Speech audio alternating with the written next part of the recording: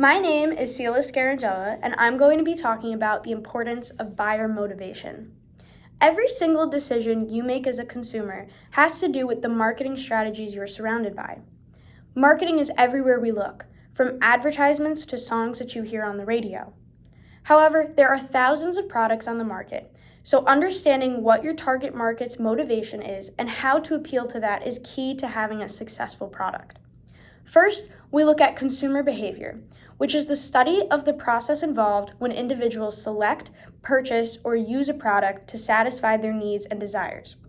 So a company might look at what type of motivation their consumers are shopping for, a need or a want. Let's take the company Lululemon.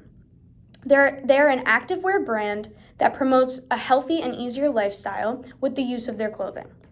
They have many commercials showing teenagers and adults getting out of bed, slipping into their comfortable and lightweight leggings, and then happily running 5 miles. By using this ad, they're giving consumers the motivation to purchase their product and fulfill a desire. If you show consumers using your product and running with a smile, you're going to have the motivation to do the same yourself with that product. Most people wish they had the desire to get out of bed and be active every day. Lululemon makes it look desirable, fun, and easy to do with their products. Now, on the other hand, in 2020, when we went through the COVID-19 pandemic, there was a huge need for masks. Now, plenty of companies sold the disposable ones, but people needed an everyday, comfortable mask that was reusable, breathable, and durable. This is when Lululemon launched their own mask line. They identified consumers' motives to ensure the need of the customer was met. Although Lululemon is a highly respected company, sometimes it's just not that easy and the consumer might run into motivational conflict. There are 3 types of important motivational conflicts. The first one is approach-to-approach conflict, which can happen when a consumer is given 2 choices of a very similar product but has to decide on buying one.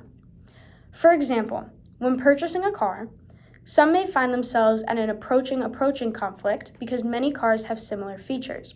It's also a high purchase on a consumer's list. This is an expensive product that should last you a long time. 2 completely separate companies, let's say GMC and Ford, sell very similar trucks. They have leather interior, elevated, durable tires, and the exterior is almost identical in size.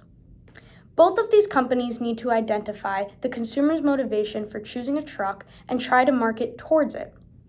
Marketers may use a positioning map which highlights the pros of their brand, especially if they are priced differently, so a consumer on a budget might go with the cheaper option. Next, you have an approach avoidance conflict. This can happen when a consumer has decided on a product and avoids any downside. So maybe that same customer purchased the GMC truck but doesn't like how it drives in the winter. They may feel like the tires don't have enough traction and it isn't as smooth of a drive over that icy road. However, the company GMC can focus on special attributes the truck has, maybe like a package deal, to reduce the negative views. By adding this package deal in, they're taking away from the negatives of that product. Lastly, we have avoidance conflict. This is when the consumer must make a decision based on a negative situation or a need. If a consumer has a car that is breaking down and no longer usable, they need to replace it. So in this situation, a marketer could reduce the conflict by talking about the best decision and most affordable option for a consumer, so they're not buying anything that is unnecessary or unhelpful to them. They're not spending the money because they want to, they're spending the money because they need to in this situation. Turning a negative situation into a positive purchase is giving that company and that brand name more of a positive view for that consumer. You have to remember that marketing is everywhere you turn. There's always a need, want, or desire in the world, and what makes a good marketer is finding out what motivates a consumer to make the purchase to fulfill that need, want, or demand.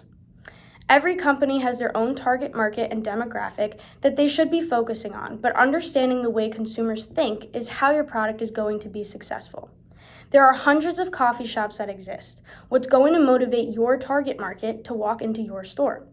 That could be price, product, smell, or even location. A brand needs to have something that sets them apart from other companies and that focuses on their consumers' motivation.